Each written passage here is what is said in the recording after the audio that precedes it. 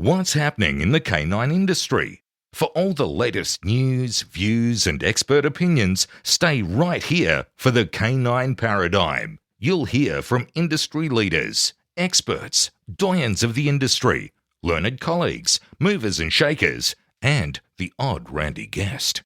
Get the latest insights and expert advice from both here and abroad from the people in the know. Now, here are your hosts, Glenn Cook and Pat Stewart. And I'm Lofty Fulton, and I'm out of here. Hey, you know what we haven't done for a long time? Dance together. Well, we can arrange that. But the other thing we haven't done for a long time is new ads. Yeah, okay, let's do that. Yeah, let's do that. All right, we got to start with the OG. We always start with the OG. Yeah. But he's good to start with. The Einser Wiener. Yep. The wiener himself. Yeah, the original sponsor of the show, the man who wanted to sponsor us from episode 1, and we told him to fuck off. And then later we were like, hey, we'll take some of that money now, please. Grumpiest but most lovable prick you could ever meet in your life. Yeah, it's the Einser Wiener. Yep. Jason Furman, Ironswick Dog Quip. If you're in Australia, that's where you're getting your stuff. Yeah. Crazy if you don't get, pretty much, if you want dog stuff, get it from there. Have you seen that he hand makes a lot of his stuff as well? I've seen that. He tags me in his Instagram. I know. see it. Me too. I see it. He's using his sewing machine. Yep. Playing his songs. He's really embracing social media these days. Yep. He used to have nothing at all. Yep. A shit website. Yeah. But now he's got a working website and social media. I like watching him use his sewing machine. Next thing I know, he'll be making linen on a loom. Who knows? Hey, you know who else sponsors the show? Who? Your wife. She does. Yeah. Canine Pharmaceuticals. Yep. The best dog pharmaceuticals. The best canine pharmaceuticals. Premium grade, Yep. human quality. Yeah. It's going gangbusters at the moment. Thank you to the community who have been supporting Yeah. it. It's good shit. There's been hot demand for her to get this all over the world. Like people are asking her from every country. She's looking into it at the moment. Okay. So that's going to happen. All right. I caught up with George Kittredge and saw the actual Rowdy Hound box. I know. Yeah. So I had a good talk with George actually about his process in getting this thing to market. Yep. It's a motherfucker. So you should, if you want one, you should get one because George has put a lot of work into turning this dream into a reality. He did so much R&D, didn't he? Oh, huge. And the product is amazing. Yep. And So he's get got one. training videos, everything showing lot. he trains and supports people how to get the dog into it, Yep. how to make it safe, Yep. how to make the dog have a good experience from So it. if you ride a motorbike and you have a dog, you need the Rowdy Hound dog box on the back of that motorbike. Absolutely. Next, Fabian Romo. Yes. He's got a shop, Mojo. And you've seen it. I've been in there. You've I stolen stole a his tug. stuff, yeah. I stole a tug. Yeah. I mean, I'd said as I was leaving, I'm taking this. Yep. So I guess it doesn't count. But yeah, Mojo Dog Did you Gear. pay for it? I mean, With your time. yeah. So it's not really a theft. Yeah. Okay. Everything's fine. If you need dog gear in North America, that's where to get it. Mojo. Yeah. They've got everything. What he has, to be honest, is the best dog trainer's shop. Yep. It's without a doubt the best shop that I've walked into where you can buy actual dog trainer gear. Yep. You know, high quality e-collars, mills, leashes, you know, all That's the impressive. things like proper tugs, like all the actual things that Yep. real dog trainers use. Mojo, get it there. We have a new sponsor also. We do. Yeah. Daniel Trapino. Trapino. Yeah, that sounds about Daniel right. Trapino. It's Dog Club, South Yeah. Australia. Yeah. What does he do there? It's kind of like a little hangout hood that he's created there. Little cultural hub. Little cultural hub in South Australia. So I think that's what Daniel was trying to go for, was to try and embrace and build the culture in South Australia. Because I will be honest, it's been sadly lacking for many, many years. Like not much really canine came out of South Australia. So I think it doesn't mean there aren't good dog trainers down there. There's some very good dog trainers and personalities down in South Australia, but they've never really elevated it. And I think that's what Daniel wants to do. He really wants to push it out into the public forefront. Get in there, South Australians. Get into the Dog Club SA. We must never forget Dan Croft. Dan Croft in Canada. What a good bloke he is. I love speaking to Dan as well. Yeah. Great facility. Great facility, really emphasizing his puppy training programs. I just put an ad up today on Instagram showing a little Doberman doing his little course, running around. But that's what he really wants to emphasize on, the critical period of development in young dogs and puppies. But it's not only that. I mean, it's all working breeds. As I've said before, as you've said before, very impressive to watch all of these dogs on Bosu balls, balancing, and all of the breeds that other people usually are shying away from. He's got like a whole room full of them there. Great shop, great setup, great social media. I really like the Dan Croft setup. Our last person, Who? Barbara de Groot. Oh, lovely Barbara. Yeah. The sugar mama. From the Heart Dog Training. Yeah. She didn't really want it emphasized. She just said, here, have some cash. Yeah. So we just want to say thank you, Barbara. We do want to say thank you, Barbara. Thank you for supporting us. You're love wonderful. We do love you. On with the show. Indeed.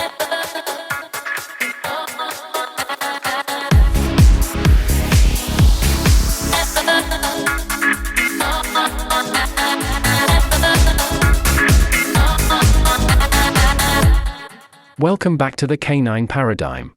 In last week's episode, we left you all on a cliffhanger, when Chad started to express his concerns about some of the poorly used behaviorists' language choices. May I also add, what a complete bastard Glenn was, to cut that episode off where he did and leave us all hanging. I mean, what a complete ass. Did you realize he forgot to add the music to the end of the last episode? Anyway, let's not keep you from it anymore. Here are your hosts, Pat Stewart and Glenn Cook, with their guest, Chad Mackin, for part 2 of Leash Pressure and Better Language.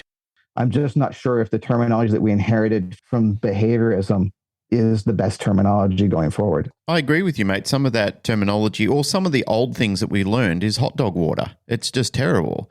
There's room for improvement. And listening to you and Pat talking about your thoughts about what sort of training we should be using or the complexities of trying to understand learning theory as we go, I think that can be confusing for a lot of newer trainers. Early in the piece, when I first started learning, a lot of what we were doing was more about feel. We were learning how to actually put tactile hands on a dog and feel our way through it. And I feel it's very important to categorize what level you need to understand based on who you're actually teaching it to. So if you're talking about going to somebody's home, this conversation can get very out of hand and very confusing very quickly, to a point where it can intimidate people not to want to train their dogs because they think, well, everything I do from here on in is going to fuck the dog up. So when you're going into a home with a family, a lot about what you're doing is showing your experiences on feel. These days, I consider myself more of a use what works trainer. I'm not loyal to any one system or any one person. I look at the dog, I assess the people, we ask a lot of questions. There is no absolute structure to it. It's all incremental. Everything we're doing is just shaping through the assessment process. Like, this is the dog, this is the people, this is the scenario, this is what we've got to work with. But I still need to know my learning theory. I still need to know what I'm working with inside my head, because then I need to generate successive outcomes that they can use reasonably. But then I also need to have some form of language or terminology that they understand. Again, that's not going to intimidate them, not going to turn them off dog training and not make them think, fuck, that was just all science and gobbledygook and I don't have any idea what that guy just said. He's just left me with more questions than what we had before he arrived. I want them to feel, like you said, Chad, and I steal this phrase from you a lot, I like making people into professional handlers. And that is a mechanism that I use frequently. You know, I've had to go into houses and tell people that. And I credit you for it. I say I learned this from my colleague, Chad. He was the one who came up with the concept. And that's what you need to be. You need to be a professional handler. So you do need to step up. You do need to be better than the average bear. You know, what you're currently doing isn't sufficient. Your game needs to raise from here on in. So that's when I do get a little bit more terminology focused with those type of people. However, the lesson is not about training the dog then. The lesson may be about training them and them only, sitting down and having a conversation with them about basic learning theory, how it applies without complicating it and without turning it muddy for them. So then they have no hope of working with their dog. But then a practical session where we can just incrementally work on what needs to be done, showing it very basically. Pat said it, you've said it, myriads of other dog trainers said it, I've said it as well. Incremental sessions, one session training is very, very boring. You need a time-lapse camera to film what you're doing before it actually looks like there's anything actually happening, because it's just a quick session and then it should be over. That's it. That's all it is. And a lot of times when we've gone around to clients' homes or when they've come here for training or they go to you, they go to Pat, they go to any other trainer around the world, a lot of times it's a lot of talky and then it's a little bit of worky. And then we build that up. It incrementally raises and increases. As their skill increases and as the behavior is improving in the dog, the session might be less talky and more worky. Who knows? It just needs to be what it needs to be. And that's why I say these days I'm more focused on being a use what works trainer rather than I'm with this system or I'm that system or I'm trying to create this unintelligible issue that nobody's going to actually get and nobody's going to know. What I need to do is cater for what the actual client needs at that point in time. It's a tough question. I agree with you 100%. Like sometimes people will like dissect things. I'm a theorist at heart. Going back to something you said earlier about the pet dog work, like that to me is what I love.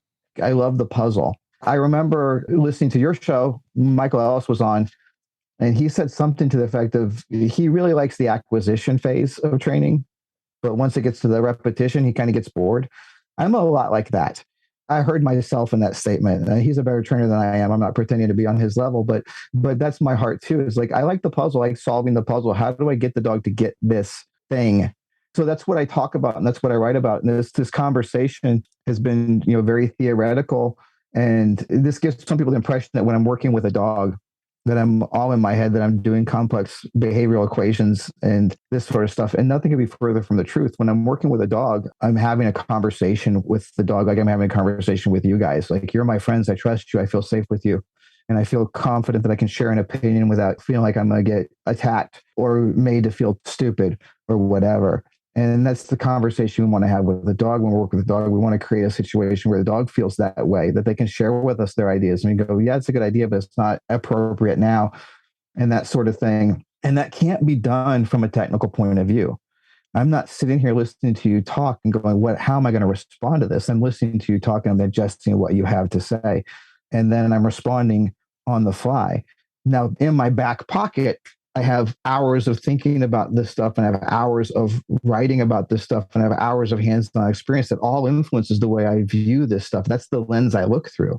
When I'm looking at a dog, it's all those years of experience that's the lens I look through, and all the theory that I've digested over the years, and all of the the books I read on learning, not just dogs. As a matter of fact, right now I stay away from dog-related material almost entirely. I look at general behavior, not canine-specific behavior, because that's a lot less focused on methodology, or it's a lot less biased. Let me say that. Sapolsky doesn't give a shit how we train our dogs.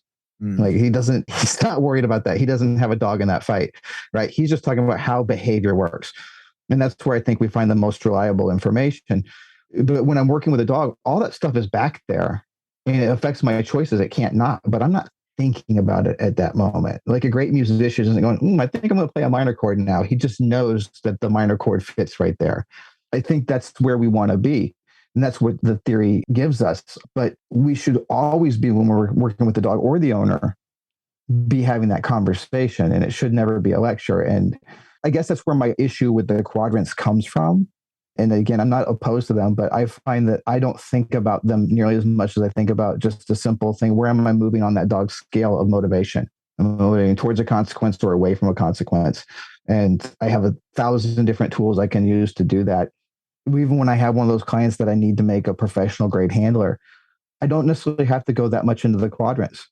My poor man's quadrants that I use sometimes is good thing starts, good thing stops, bad thing starts, bad thing stops. I say that to anybody, they go, I get it. I get it. And of course, I can argue, that not all reinforcements are good and not all punishments are bad, but we don't need to get into that. If people understand good thing stops, good thing starts, bad thing stops, bad thing starts. Makes perfect sense to most people. And that's as complicated as it has to get for most people, I think. Right. And why didn't Skinner give us that language, by the way? I think it's a tough place we are in as an industry. 100%. I agree. And the other thing is, if you start looking at different disciplines, different learning disciplines, whether it be talk about neurobiology or ethology, they all have different terminology too. And somewhere along the line, everybody just sort of agreed that we're going to go with the behaviorist terminology and their model. I can explain Panksepp's blue ribbon emotions to anybody in like 5 minutes. And here's the thing. I'm kind of starting to think that the constructed emotion model is actually more accurate. I also think Panksepp's model is easier to use and it fits. So I can look at Dr. Barrett's model and go, wow, that's really interesting. And I've got some work I'm working on where I'm kind of blending the two models actually. I think you guys would be really interested. And when I get that ready I'll share it with you guys because I'm really excited about it. But even for a working dog trainer, understanding the blue ribbon emotions as Panksepp modeled them is so much easier. For that reason, it's more effective. Even if it's not entirely accurate, it actually is more effective because it allows us to actually do something.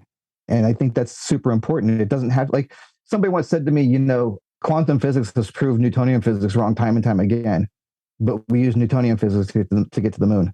And I think it's the same thing. Like the constructed emotion model is so in depth. It's like quantum physics. And Panksepp's model is the Newtonian physics. It'll get you to the moon. And I know that because I use it a lot. So yeah, it's a mess. I think I lost the thread here. I kind of wandered off the path there. But Mate, let's circle all the way back around to something you spoke about right at the start, and your sort of absence from social media and like trying to stay out of the public conversations about this stuff. I wanted to sort of hear your opinions on the current state of the industry, I suppose. Like, how do you feel things are currently? And are you happy? Are you not? What are you doing to steer the ship, if anything? Just riff on that for me. I think we've circled around a lot of that through this conversation. I think there's a lot of good stuff going on. I think in general, I think you guys and trainers in your mindset have been very valuable for the industry. Glenn's positive first model has been really helpful. I think the resurgence of Steve Lindsay is probably a good thing. Like, I think I'm really excited about the Lima course that he's teaching ISCP this year. Yeah, it's doing like a Lima certification, right? Yeah. I think that's really good. I foolishly, up until recently, had convinced myself that the method wars were more or less over. And I think to a large extent they are, to be honest with you. Like, it's like the vast majority of trainers out there are not rabid about it. Like, they're like, you use your prong collars if you want to. I don't feel like using them. I'm going to do this. I think, as always said, I have more in common with Denise Fenzi than a lot of the people who call themselves balanced, even though I am labeled as balanced. And I think there's a lot. So the idea is that the fiction we've been sold is that you have on one side, you have the positive only trainers or force-free trainers or whatever terminology you want to use for them. On this side, you have the balanced trainers, and they're like, they couldn't be more separate, more further apart. And that's not true. Like, you have, if you imagine like a graph where you have on one side, you have balanced trainers of the old school variety who think using food as a bribe and would never be caught dead giving a dog a treat. And on the other side, at the other extreme, you have the force-free trainers who think even saying no to a dog constitutes actual abuse, right? Those people exist, but they're caricatures, right? They're real, but they're caricatures, right? And where you're going to find is that most of us are clustered nearer to the middle. Whether we call ourselves balanced or force-free, most of us are clustered in the middle, and we can have wonderful conversations with each other because we can respect each other. And there are very few positive or force-free trainers who would look at your work and go, "That's shit, I wouldn't do it." I don't think there's many balanced trainers who look at Denise Fenzi's work and go, "That's shit." Like, you know what I'm saying? Like, I think we can see that people are helping dogs, and I didn't see this, but somebody told me there was a guy on TikTok, and he said, basically, you are either building dogs up or breaking them down. And if you're on the side of building dogs up, you're on my side. If you're on the side of breaking them down, you're not. And I think that's where most of us live. I think that's where, controversies aside, I think that's where most of us are. Now, that said, I think the biggest thing we're facing as an industry, and Glenn touched on this a little bit, or kind of, I don't want to put words in his mouth, this is what I heard about it, is that there's becoming a lot of closed systems.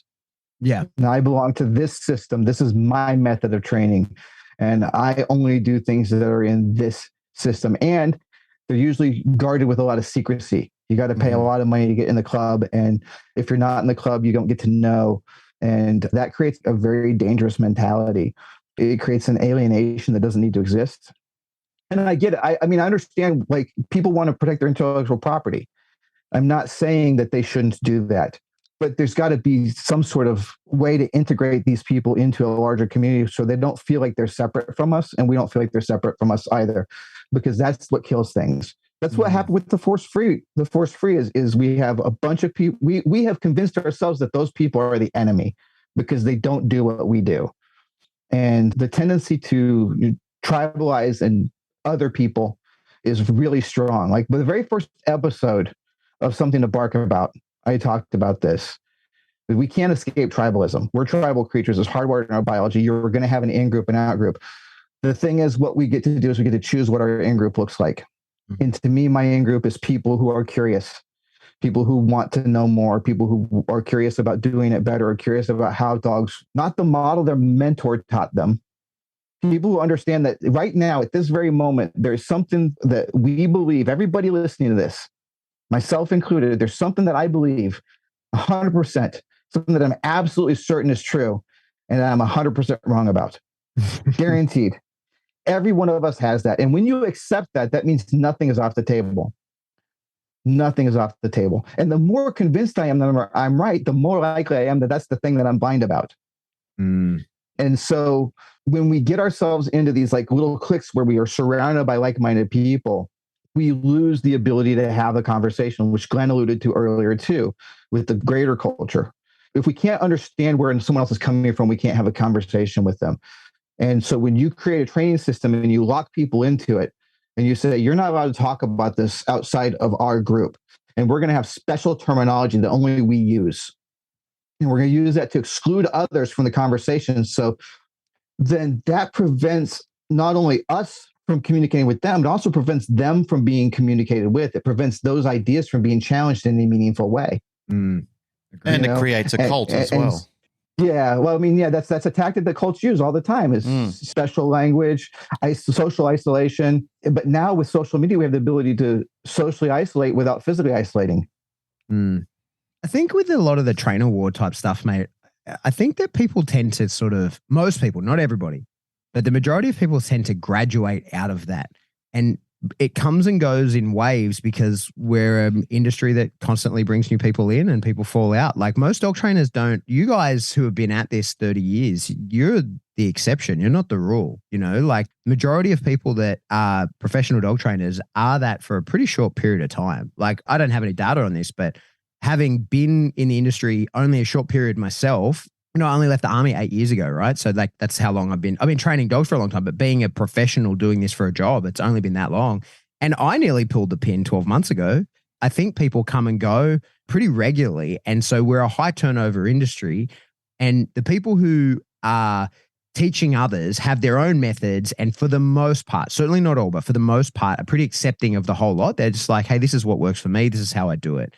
But the problem is it's new people coming in that then are really easily indoctrinated and they're not having the long conversations with other people. I think that's a big part of the issue is it's not until you've been in it a while that you have enough conversations and over enough period of time to actually get to go like, oh, I think we're talking about the same thing here. Like, I think me and you are just sort of skirting around the same issue where, you know, we're probably to agree on this 90%. We might do things a little bit differently, but so would someone from your cult because, you know, not everybody is the same. We're not all going to respond to the same inputs with the same outputs. But I think it's exacerbated certainly by social media. I think that social media initially had the capacity. This is what I wanted to sort of talk to you a little bit about. And I wonder if you agree, is that social media initially had the capacity to cause a lot more unification, and it did for maybe a short period of time before it actually led to like more division. I remember years ago, mate, like when I was listening to you and Jay doing dog training conversations, I remember a conversation that you had with him talking about how you were sort of not abandoning, but you were no longer really posting to your website and that you were going to use Facebook as more of like a publishing platform, that the blogs and stuff that you were writing are no longer going to be on the website, or that your primary thing was going to be Facebook because you set it to public and everybody could watch it. And that's where most people are downloading that kind of content. And I think Facebook was an interesting thing to do on Facebook. Right now, that'd be a terrible idea because of the reach that you would get. And that's just more to do with the Facebook algorithm and their need to make money from advertising revenue, right? Like they're going to squash your reach, whereas like your own website has the reach that you can get for it. But I think what's happened is people like us who are older, right? We're still using Facebook, but the new people don't really use it. Like kids, people who are leaving school now or have in the last 2-3 years and are looking to get a real job, they're only peripherally on Facebook, and they call people who are on Facebook dinosaurs and all this kind of shit, right? Like it's the old person's social media. But Facebook, at the way that it's laid out, allows for actual conversations. Now, they're still not great, right? This still isn't the perfect medium. It's still nowhere near as good as being in a room with someone and having a real conversation. But through groups that exist within the way that like the layout of the user interface works, we can be in groups and we can have back and forth type conversations. Now, those conversations can devolve into madness or they can lead to really constructive relationships. But I think Instagram doesn't allow for that. I don't even respond to DMs on Instagram, and I barely read the comments that people will make because I'll read them, but I don't really reply. Is because shit gets lost. Like it gets buried and the user interface doesn't allow for actual conversations. You can't go back and forth with people. And TikTok is even worse.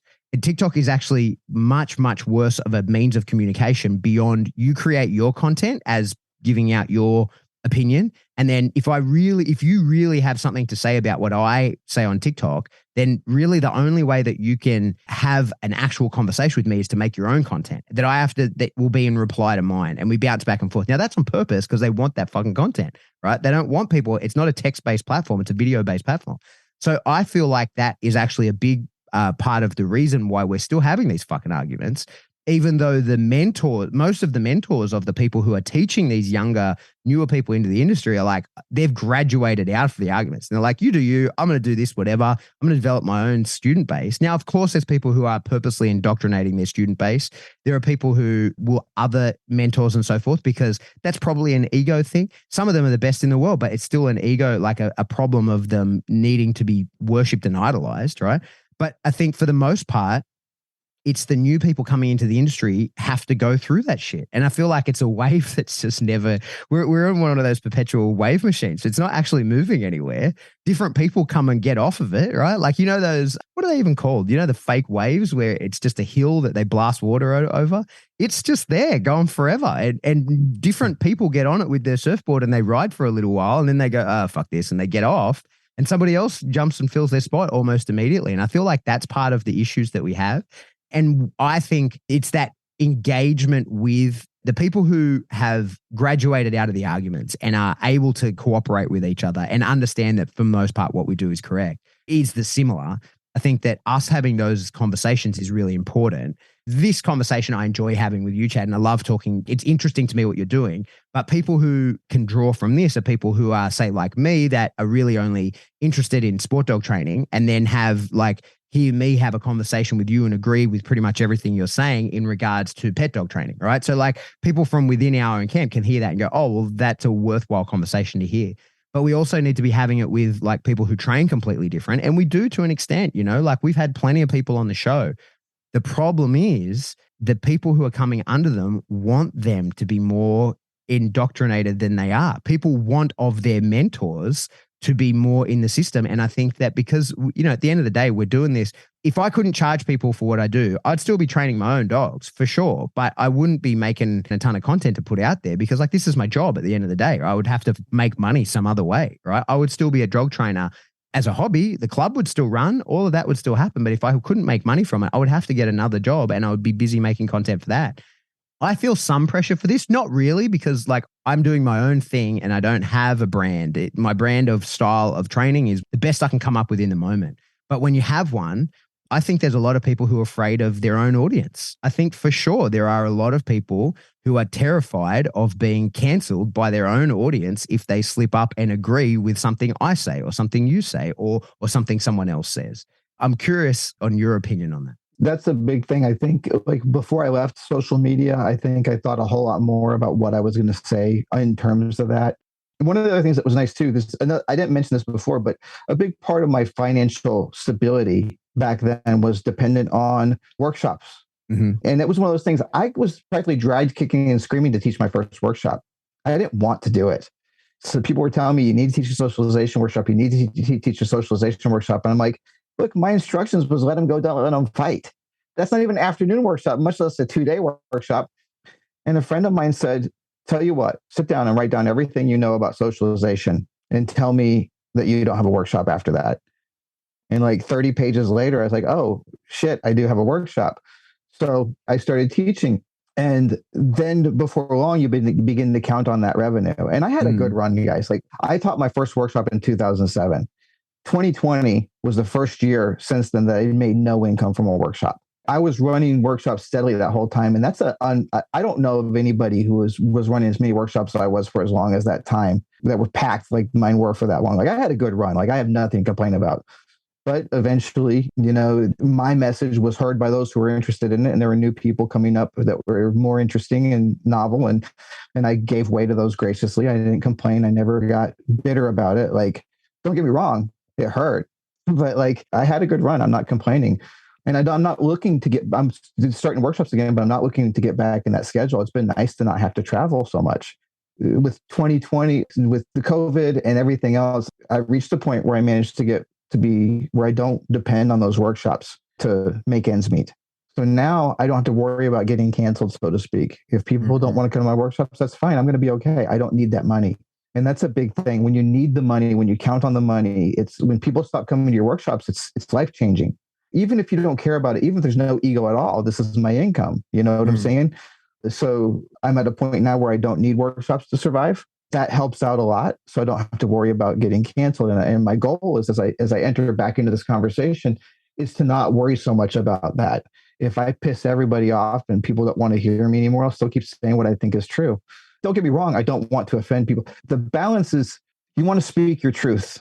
You want to stand for what you believe in. You want to say things that you think people need to hear. But if you craft that message in a way that alienates the people you're trying to reach, you're not doing anybody any good. In fact, you're probably doing harm. So I do care how I'm received, but not from a sense of, at least not mostly from a sense of ego or self-importance, but from the fact that I do believe I have things that are worth hearing. I believe I can still contribute valuable things to this conversation. I think I have new things that people haven't heard me say before. I also know that there are some people that aren't going to hear it no matter what. And that's okay too. Like so many things, like Jay's enjoying incredible success right now, and I couldn't be happier for him. Couldn't happen to a better guy. Like, he deserves everything he's got. He expresses frustration sometimes that, he's like, I'm just doing what you taught me. I'm just doing what you taught me, which he's not, by the way. He's not. He's got his own take on that. Like I'm not taking credit for him at all in that sense. But he took some pieces from me and he ran with them. He did amazing things with them. And I couldn't be prouder of who he's turned into as a trainer. And he's always been the same person. I can't say that. But it's frustrating sometimes that people will take his message, which is in so many ways the same as mine, and they'll rush to it. And then when I say something that's in the same vein, there's a big, by the same people. That's a little frustrating, but I don't care who runs the ball in. If the team scores a point, we all score. And the message is what's important. If Jay delivers that message, or you deliver that message, or Glenn delivers that message, and the message, by the way, I'm talking about is building dogs up, looking at dogs with curiosity and with true respect for what they are and not what we imagine them to be and not what we want them to be. Like, that's at the core of all good training. And whoever runs that ball in, we all win if we want to improve the quality of dogs. I think there's things I have worth saying, like I said, but I'm not the only one, and I'm not the only one saying those things. So if my message resonates with somebody and they want to get more of it from me, that's great. If they like the way you handle that concept better than me, then that's great too. I'm no longer at a point where that's most important. What I want to see is, I want to see dog training. I'm most worried right now about what I fear is a switch back to the old style of balance that I came up in. That's what I'm most worried about. Yeah. And social media, that's a mess. I can't. By the way, I would not advise anybody to do what I did with Facebook back then when you told me about it. That was a bad choice. It seemed like a good idea. It is now. At the time, it was the correct path of least resistance. But now, for sure, I would do the opposite. Yeah. And I think like I'm resisting TikTok. I don't want to go there. If I want to be more relevant, that's where I would go. But that comes with a whole lot of baggage that I'm just not ready to adopt for myself yet. Podcasting is actually a bit oversaturated these days too. Like back when Jay and I were doing it, there was very few dog training podcasts out there. And now, you guys are OGs. Now there's thousands of them. So I don't know how to navigate that one either. But for me, I just try to have faith that the people who want to hear what I'm trying to say will find me. And I just got to keep doing what I'm doing. And I'm hoping to. I was on a podcast a couple of weeks ago. I talked nicely about you guys on it, by the way. Although I did tell one story that after I said it, I worried that came off as a little shitty. So it didn't. Which one? To. I'll have to go listen to it so I can argue with you online. So I sent Glenn a video a few years back of a dog I was working with who tried to bite me in a training session. Okay. It was a short clip. And Glenn's response was something like, I don't think I would have been as patient as you were, or something like that. And I told the story to say that was like a moment that I realized that I was even more soft than I realized I was. But I was worried after I said that it sounded like I was saying that Glenn was like a hard ass or something like that. And that wasn't what I intended to communicate at all. And I tried bent over backwards to make sure that no listener thought I was shitting on Glenn. But after I said it, didn't sound quite as good as I meant for it to sound. Right, so okay. I'm very thick-skinned, mate. Some of those things, they're just water off a duck's back. And especially if it came from you, I wouldn't think it was anything derogatory anyway. I just want to lean into the conversation that you guys were having before. There was some phrasing that I used to use about dog trainers in the industry in the early days And this piggybacks off what Pat was talking about before. Being in it as long as some of us have, it's very cyclical in how it runs. And there are people, I'm going to use someone like Michael Ellis. He's kind of like the moon. He's always there. He's always dependable. He helps regulate currents and things ebb and flow well when the moon is present. Other people are like Halley's Comet or a comet. They come around every couple of years. And other people in this industry are like shooting stars. They blaze across the sky. They make a big impact and all of a sudden they burn out and they're never to be seen again. That was a phrase I used to use early in social media, early in the days before Facebook and all that, when we were on, what were those? Yahoo chat groups. Yeah, the chat groups and so forth. I used to talk about trainers being like that because that's what I used to see a lot of the time. I used to see regular people that were in the industry. They were very supportive. They were always there and they continue to be. And I kind of think of myself as that kind of thing as well, Chad, because I've had some of the same struggles that you've had, and many of us do, like staying relevant and being the cool guy and so forth. But nothing lasts forever, mate. Very much the point that I'm trying to focus heavily on these days is creating a legacy, making sure that the industry survives and that it does go in a right direction. And if there needs to be some helpful opposition when things are going right off track, that at least I have a voice or a stake in it where myself and my colleagues can come in and say, hang on, that's not correct. There needs to be a little critical thinking and a little bit of heavy lifting in some different areas because what we're talking about now is going right off the rails. And if people like you and me and Pat and Boyd and Michael Ellis and all of those people start disappearing from that realm, then suddenly a voice of reason starts to disappear as well. It's not like I'm heavily trying to push an agenda. As I stipulated before, I consider myself somebody who uses what works. I'm not a slave to any one system or any one way of thinking. If you show me a way of doing something better, I'm adopting it straight away, immediately. If Pat shows me something better, I'm going to adopt it straight away. And I have done and I will continue to do so. If I don't do that, then I'm responsible for losing relevancy myself. And I think the thing is you have to look at yourself as one day you might be the king and the next day you might be a kingmaker. And if you're now the kingmaker, you're responsible for supporting the king. That's what you need to focus on and that's what you need to do. So we ebb and flow in what we do. I think about things like that a lot because when I was a kid, one of the coolest people on the planet at that time was the Fonz. He was the coolest person that I knew of. Yeah, the Fonz. Everybody in my generation knew who the Fonz was. We all wanted to be either Chuck Norris or the Fonz. That was the coolest person in our demographic at that point in time. But now Henry Winkler is an old guy. Like if he put on a leather jacket and tried to pull chicks, it would be gross. Everybody go, ooh, that's cringe. And that happens. But it doesn't mean that he's not relevant. It doesn't mean that he doesn't appear in movies and do good acting and occasionally pop up. He's there, he makes a scene and people remember him and people also remember that legacy. So I feel that needs to be for people who are coming in and out of the industry or are struggling with identity or feeling relevant and so forth. You can still be relevant. You can still have and make a heavy impact. I saw things that were shared around from you recently on Instagram where you were making some tiles and having a few thoughts about some things. I saw probably about a dozen or so trainers sharing that around.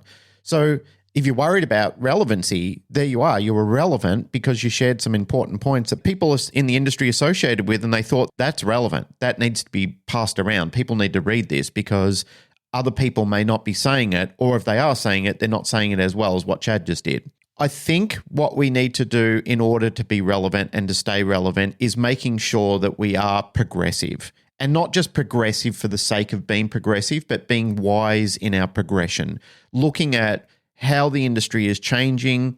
Is it going in a great direction or is it going all over the place? Is it splintering? And how will we make a positive impact on bringing that together and creating some better cohesion?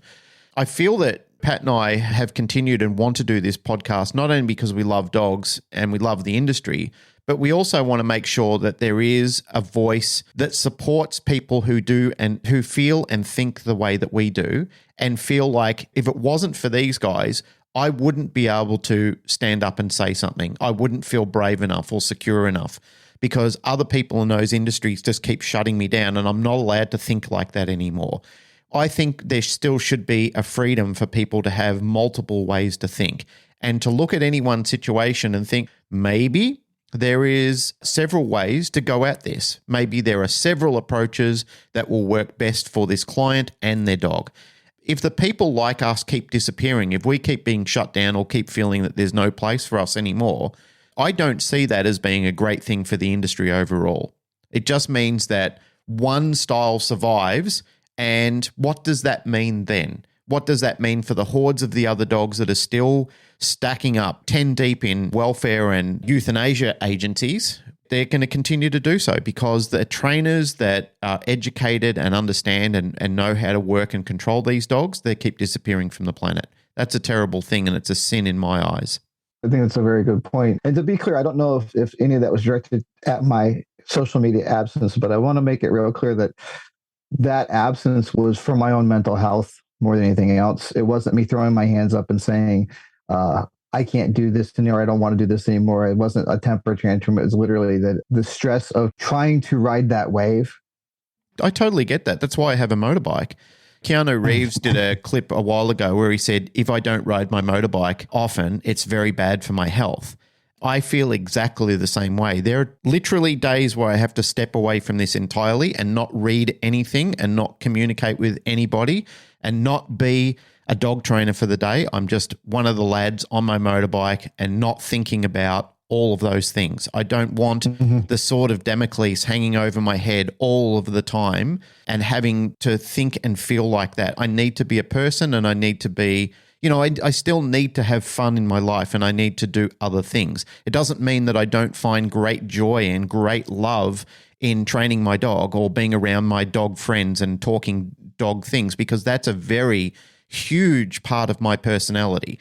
It's a 30-something year dedication, 3 fucking decades of dedication and love and compassion for an industry that there are times I'd die for it, but I don't want to kill myself over it. Like there are not times where I just want to have a heart attack because I'm so wound up or so stressed out. I need to disconnect sometimes and just have a little time away, be a different human being, celebrate one of the other sides of my personality, and then come back in when I feel refreshed.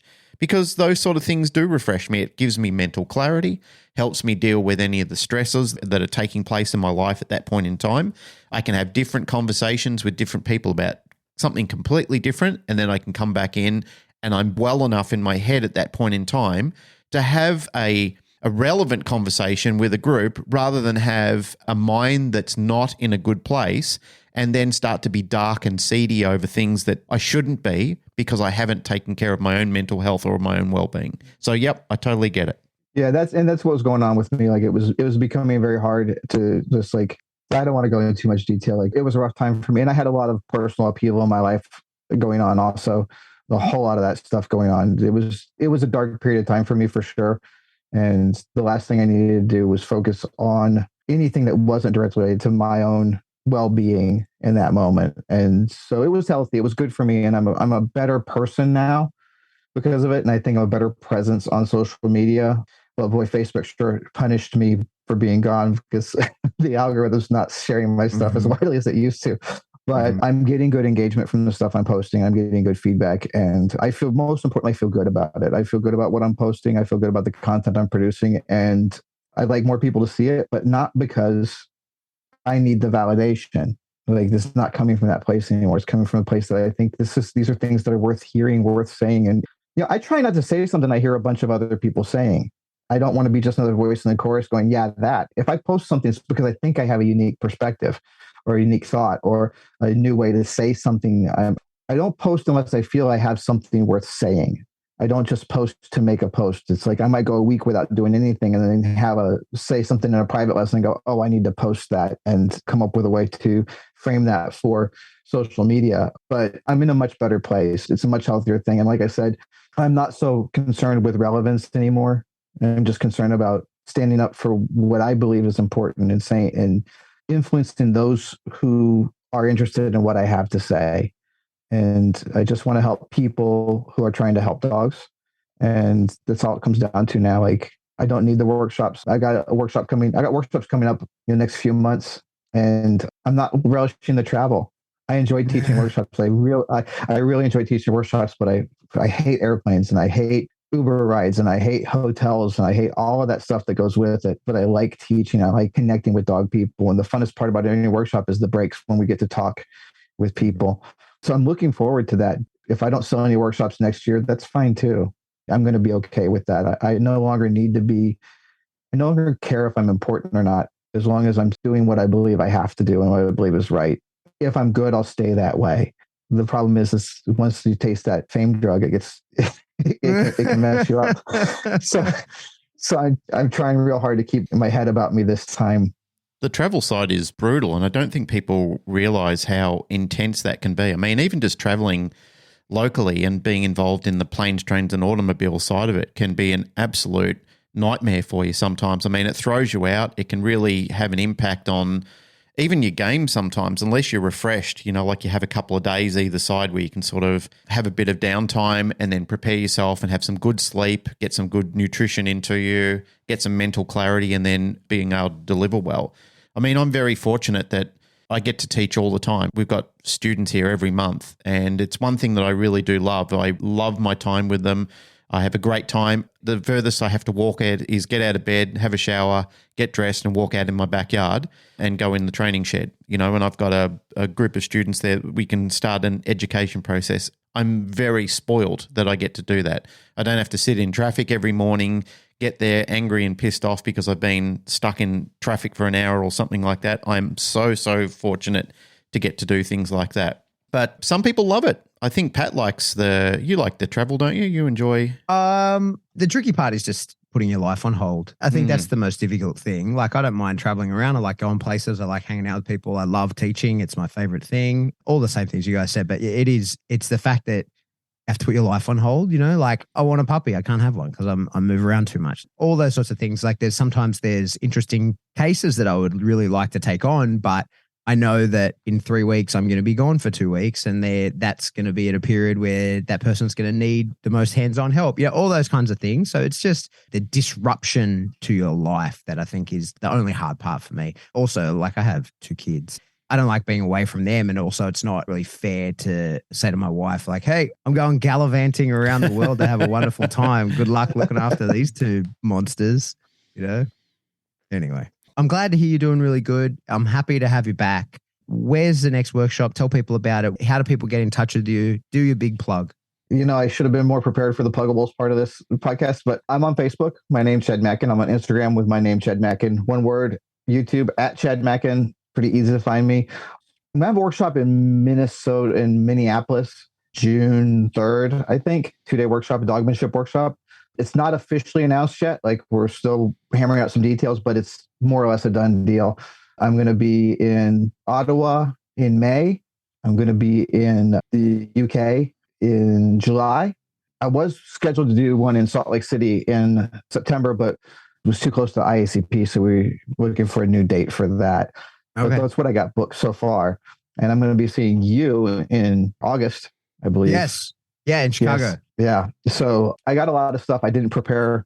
I should have had a list of dates and everything for you guys, but you can find me on packthebasics.net is the website. I need to get back on it. It's kind of old. I haven't been doing a lot of work with it. I'm trying to get everything going. But I'm just spruce it up. Get an email list. Yeah. Yeah. Check me out on the socials. Facebook and Instagram is where I do most of my content publishing. So yeah, I guess that's about.